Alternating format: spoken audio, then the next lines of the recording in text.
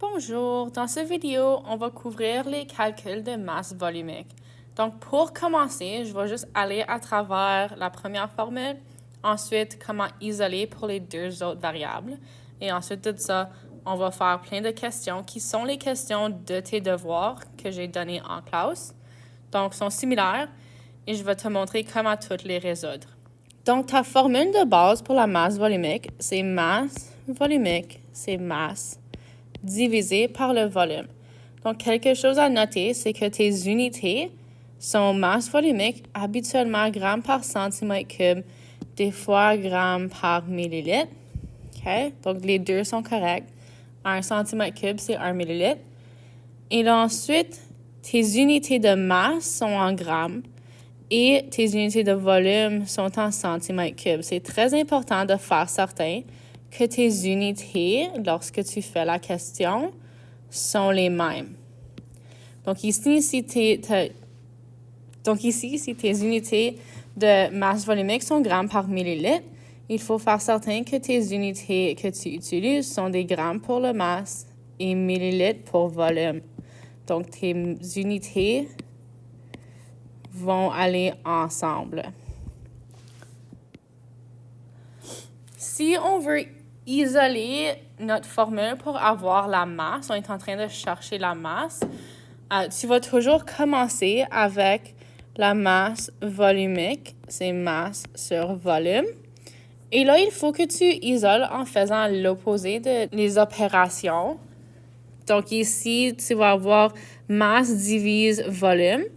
Donc, ici, tu vas multiplier par volume des deux côtés, comme ceci, et le volume va s'annuler à droite. Et ensuite,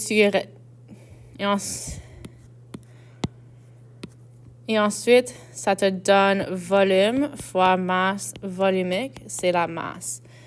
Ceci est la masse isolée. Je veux que tu l'écris proprement en suivant les conventions mathématiques. Donc, ce que tu cherches est toujours à gauche. Et voilà ta formule pour la masse. Si on veut trouver le volume, encore une fois, tu vas commencer avec ta formule de base. Et là, on cherche pour le volume. En ce moment, il est en bas. La première étape que tu devrais toujours faire, c'est de monter toutes tes variables au même niveau. Donc, plus de division dans ta formule du tout. Donc là, on va faire fois volume des deux côtés. Et ceci va annuler le volume à droite. Mais maintenant, il est rendu à gauche. Donc, on a volume fois masse volumique est égal à masse. Maintenant, on peut regarder quoi d'autre il faut faire.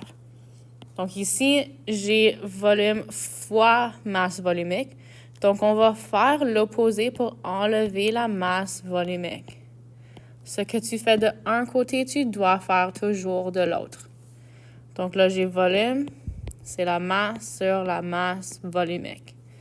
Et voilà, ça, c'est isoler le volume. Donc, la première question que je vais aller à travers, c'est numéro 4. Donc, un échantillon de plomb possède une masse de 172,5 grammes et un volume de 15,0 cm3. Calculez la masse volumique du plomb. Donc, on va prendre notre surligneur et on va surligner les informations qui sont importantes. Donc, on a une masse ici de 172,5 grammes. Donc, toutes les informations importantes sont habituellement avec un numéro. Et là, on a le volume, c'est de 15,0 cm3. Donc, tu sais que c'est la masse qu'on parle à propos de parce qu'il y a l'unité de gramme. Et ici, il y a l'unité de volume qui est centimètre cube pour le volume. Ensuite, on a calculé la masse volumique. Donc, on cherche la masse volumique. Chaque fois que tu fais les questions, je veux que tu me donnes toujours ce que tu sais, l'analyse et ensuite la phrase. Donc, c'est similaire à ce que tu devrais être en train de faire en mathématiques, c'est juste la version française. Donc, ici, ce que je sais c'est quoi la masse. La masse, c'est 172,5 grammes. Je sais le volume, c'est 15,0 cm3. Et je sais aussi que je suis en train de chercher la masse volumique. Donc, tu mets ce que tu cherches dans ce que je sais. Ensuite, on va faire l'analyse. L'analyse, la première partie, c'est de me donner ta formule. Donc, j'ai masse volumique est égal à masse sur volume. La deuxième partie, c'est de faire certain que tu as le bon variable isolé. Donc ici, je cherche masse volumique et je cherche masse volumique ici, donc on est bon. Alors là, je peux remplacer mes variables avec les informations que j'ai.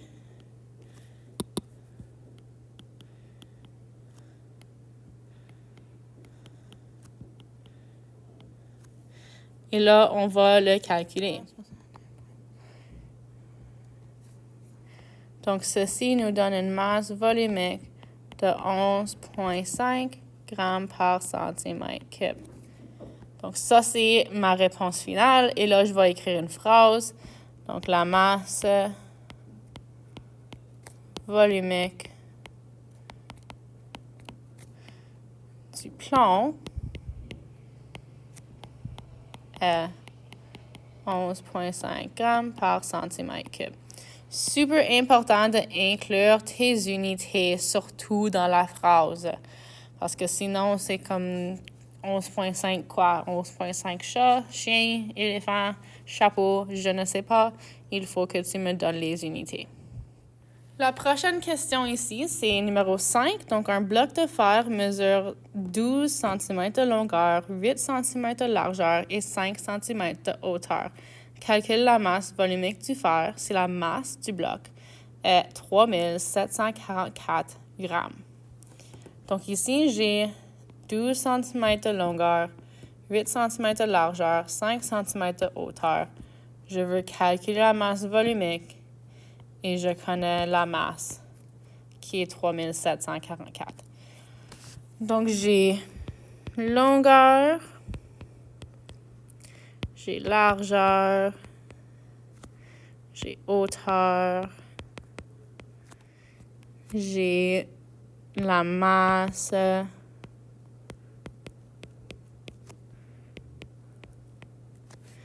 et je cherche la masse volumique. Donc ici, si on voulait faire masse volumique, il faut qu'on aille le volume.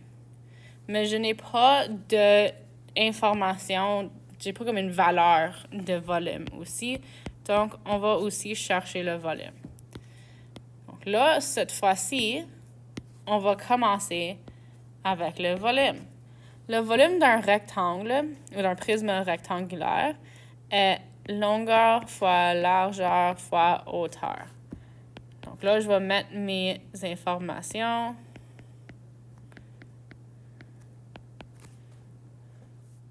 « 12 fois 8 fois 5.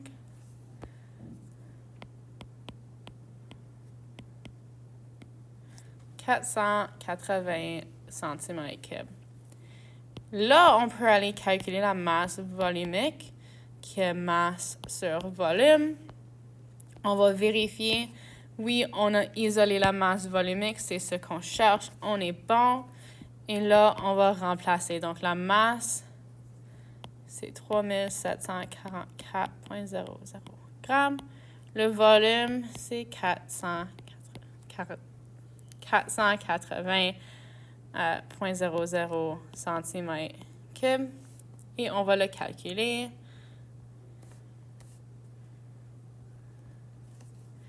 Et ça nous donne 7,80 grammes par centimètre cube.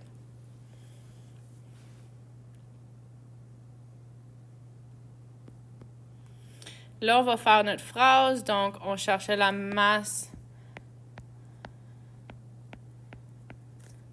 volumique du fer est 7,8 grammes par centimètre cube. Donc là, numéro 6, on a un cylindre de 5 cm de rayon et 12 cm de hauteur, possède une masse de 6594 grammes. Quelle est sa masse volumique? Donc, similaire à la question numéro 5 qu'on vient de faire, il va falloir qu'on calcule notre volume avant de trouver la masse volumique. Donc, je vais écrire ce que je sais. Donc, c'est un 5 cm de rayon, 12 cm de hauteur. Il y a une masse de 6594 et on cherche sa masse volumique. Donc, rayon, hauteur, masse,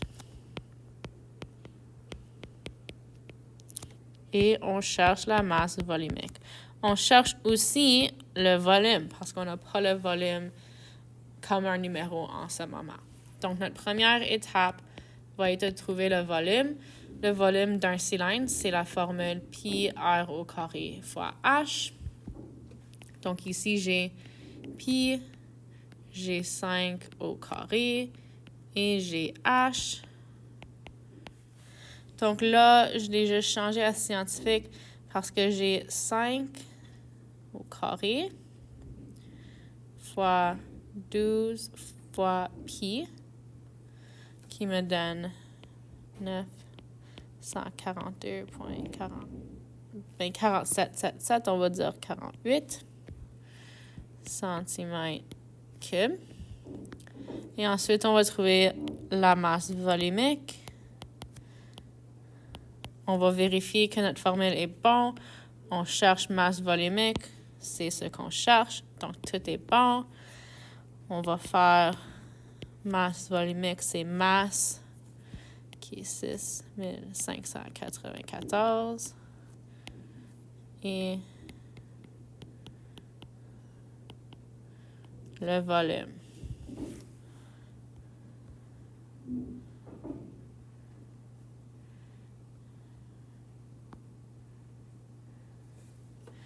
Donc, ceci me donne 6,996 grammes par centimètre cube. On va l'arrondir à 7 grammes par centimètre cube. Donc, là, on va écrire notre phrase. Donc, la masse volumique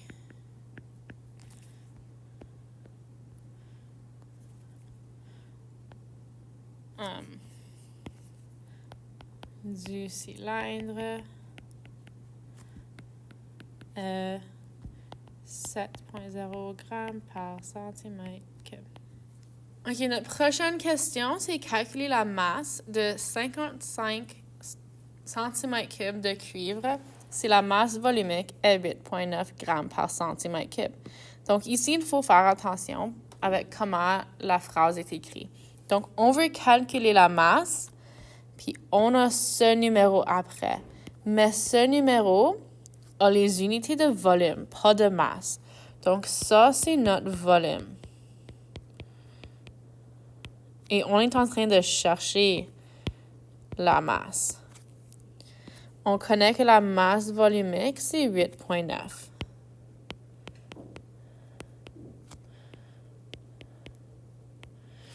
Et voilà. Donc, maintenant, on va aller mettre notre formule.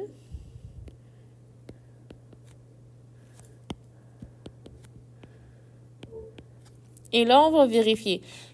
Ce qu'on cherche, c'est la masse.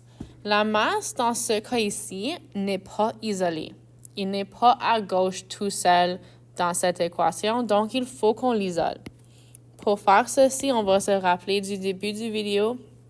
On va faire l'opposé des opérations. Première étape, c'est toujours de monter tout pour enlever les divisions. Donc, on va enlever. On a volume fois masse volumique nous donne la masse. Donc, maintenant, tu peux voir que la masse est toute seule. Il est isolé ici. Donc, on va juste réécrire notre formule pour les conventions mathématiques.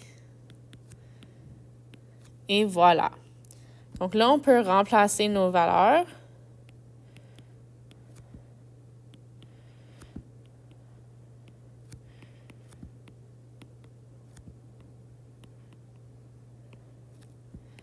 Et on peut calculer.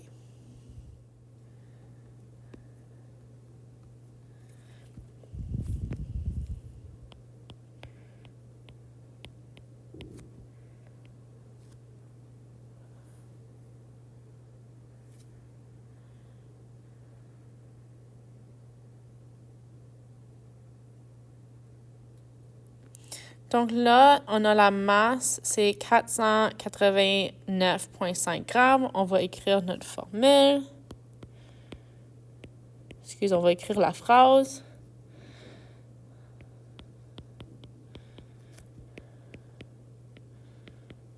Puis on fait certain de mettre les unités. Donc ici, pour numéro 9, on va trouver le volume de 200 grammes d'or. La masse volumique de l'or, c'est 19,3 grammes par centimètre cube. Donc, on trouve le volume. On a 200 grammes. Donc, ça, c'est la masse. Et on a la masse volumique. C'est 19,3 grammes par centimètre cube. Donc là, on va écrire toutes nos informations. On a volume, c'est ce qu'on cherche. On a la masse. Et on a la masse volumique.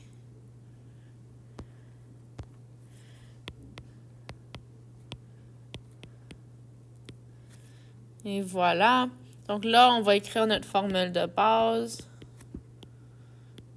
Et on va regarder ça. Ici, en ce moment, on cherche pour le volume. Et notre volume n'est pas isolé. Donc, on va se rappeler du début du vidéo et on va isoler notre variable. La première étape, c'est toujours de monter tout en haut, enlever les divisions. Donc, ce que tu fais d'un côté, tu fais de l'autre. Et là, on a ceci.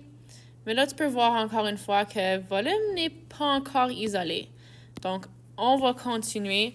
Il faut qu'on enlève la masse volumique. Donc, il fait multiplication. Donc, on va faire une division pour l'enlever. Ce que tu fais d'un côté, tu dois faire de l'autre. Et là, on a volume, c'est masse sur masse volumique. Et là, tu peux voir que le volume est isolé. Donc, on est content. Donc là, on va remplacer nos variables avec les données qu'on a.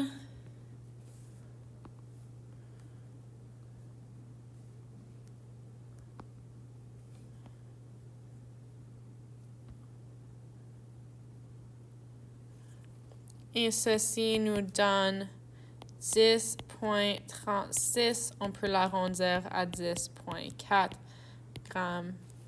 Oh, excuse. Pas grammes. Centimètres cubes. Parce qu'on a le volume. Donc là, on va écrire notre phrase. Le volume de l'or est 10,4 cm3. Donc, notre prochaine question, l'avant-dernière question qu'on va faire, c'est un cylindre gradué contient 15 ml de liquide. Après avoir ajouté des cailloux c'est des petits roches, le niveau de volume d'eau est 25 ml.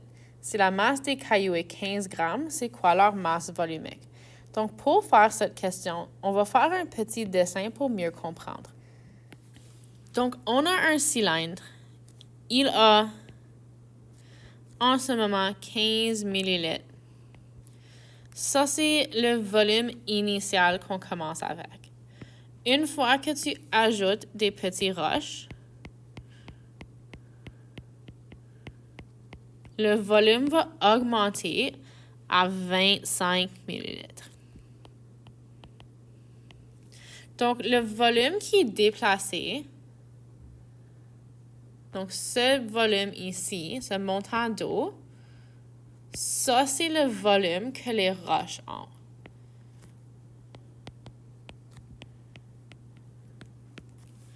Parce que ça, ça les a déplacés. Et là, ensuite, l'eau a monté.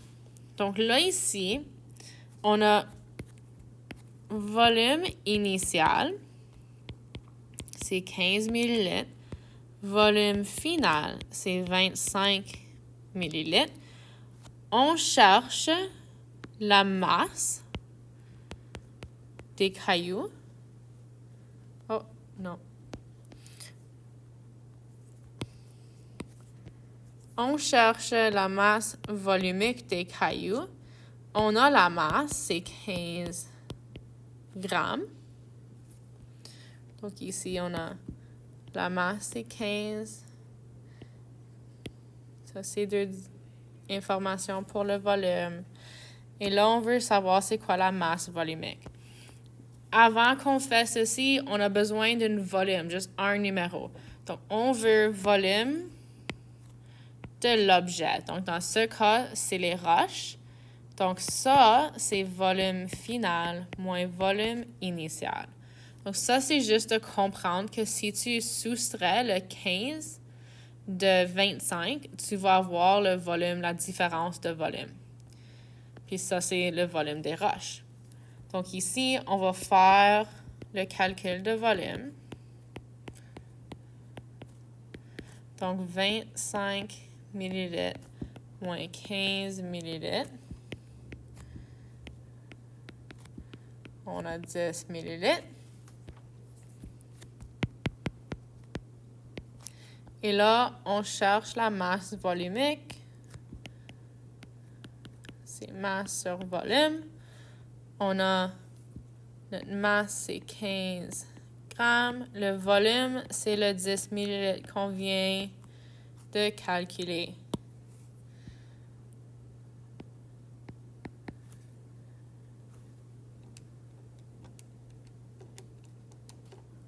Ça, si tu le calcules, ça te donne 1,5 g par millilitre. Donc là, tu peux écrire ta phrase.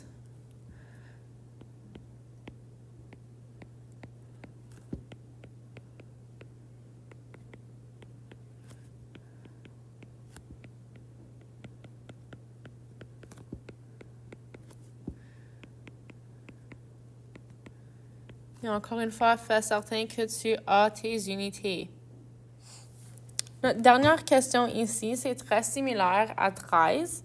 Donc, on submerge un objet ayant une masse de 8 grammes et une masse volumique de 2,3 grammes par centimètre cube dans un cylindre qui contient déjà 75 ml d'eau. Ça va être quoi le nouveau volume de ce cylindre maintenant qu'on a submergé l'objet? Donc là, ici, on va faire un dessin encore une fois. On commence avec 75 ml. Donc ça, c'est qu'est-ce qu'on a avant de même toucher notre cylindre avec notre objet. Mais là, on place notre objet, puis je vais juste mettre un gros cercle.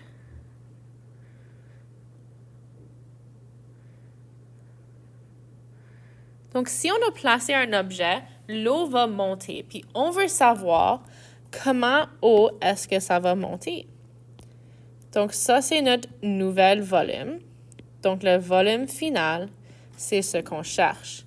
Pour être capable de faire ceci, si tu regardes à l'autre question, on avait le volume de l'objet ici. C'était le volume des roches. Donc, si on peut déterminer le volume de notre objet, on peut voir par combien que ça devrait monter.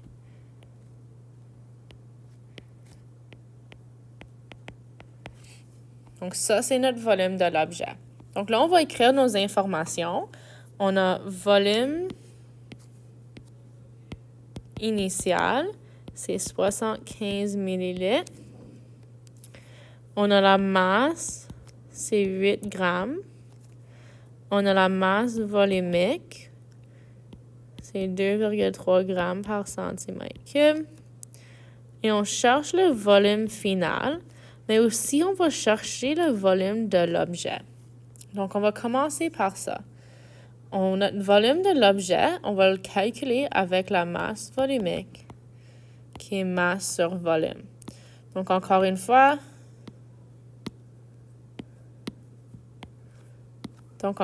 il faut qu'on isole volume. Donc, on va tout monter.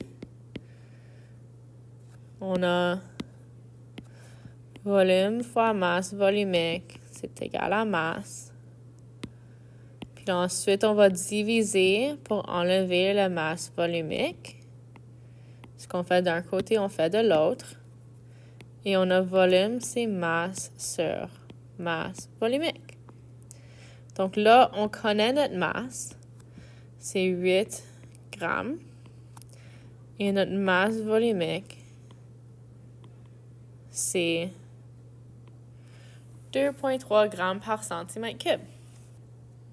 Donc 8 divisé par 2,3, ça nous donne 3,47 centimètres cubes.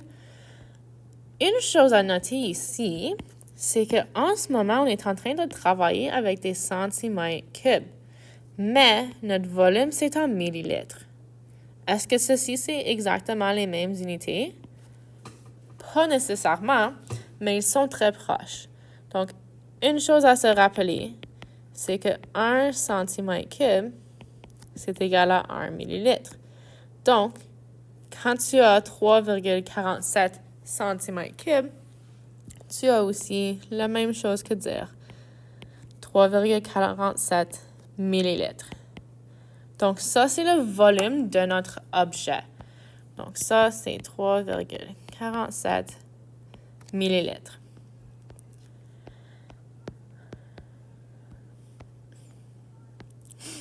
Donc, là, on va continuer. Avant, on avait cette formule ici. Le volume qu'on déplace, donc le volume de notre objet, c'est le final moins l'initial. Alors ici, on veut chercher final. Donc, il va falloir qu'on l'isole. Tu fais toujours l'opposé des opérations qui est écrit. Donc, en ce moment, on veut enlever le volume initial, mais il est en train de faire une soustraction. Donc, on va faire addition. Puis, ce que tu fais d'un côté, tu dois toujours faire de l'autre. Ceci va l'enlever. On a volume de l'objet plus volume initial nous donne notre volume final. J'aimerais bien qu'on l'écrit proprement, comme ceci. Et là, on peut juste mettre nos valeurs dedans. Donc, on a le volume d'objet. On a notre volume initial qui était 75. Et là, on va calculer 78,47.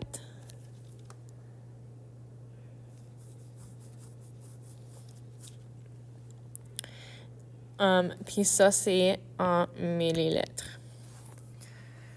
Si tu regardes les réponses à la fin de le document, ça dit 79 millilitres à cause des chiffres significatifs. Donc ici, tu garderais juste un chiffre significatif si tu le ferais. Donc tu arrondirais pour avoir vraiment comme 4. Alors, quand tu l'ajouterais, ça te donnerait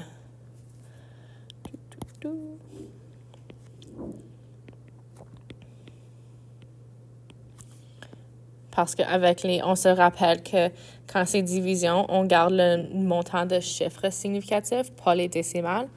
Alors, tu as un chiffre ici, tu devrais garder 1 ici. Et là, si tu ajoutes